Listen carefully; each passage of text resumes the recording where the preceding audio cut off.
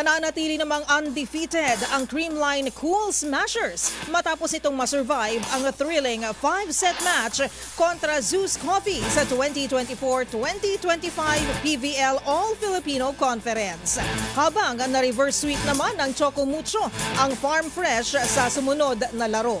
Ang mga detalye sa naging mga laban, tinutukan ni Millie Borja. Na-survive ng Creamline Cool Smashers ang thrilling 5-set kontra Zeus Coffee sa 2024-2025 PVL All-Filipino Conference kahapon sa PhilSports Arena sa Pasig City.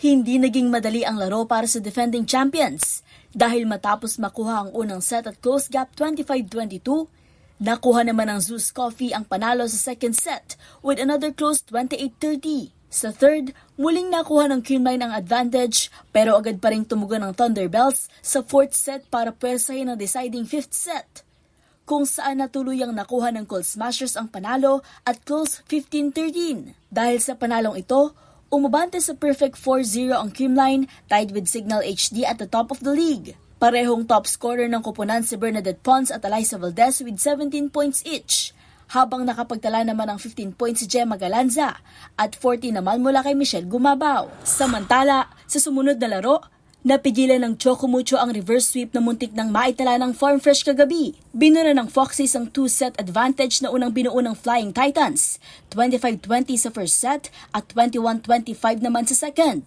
Pagdating ng third, dito na nakuha ng Farm Fresh ang kanilang momentum with 21-25 victory na sinundan ng close 25-27 win. Pero muli pa ring nakabangon ng Choco Mucho with deciding set 15-12 score. Dahil dito, umangat sa 3-3 win-loss record ang Flying Titans, habang bumaba naman sa 2-3 ang standing ng Farm Fresh. Cici Rondina saved the day for Choco Mucho after an explosive 26 points on 25 kills, habang nakapagtala naman ng 18 points on 10 attacks si Kat Tolentino. Para sa DZRH TV, ito si Millie Borja, una sa Pilipinas, una sa Pilipino.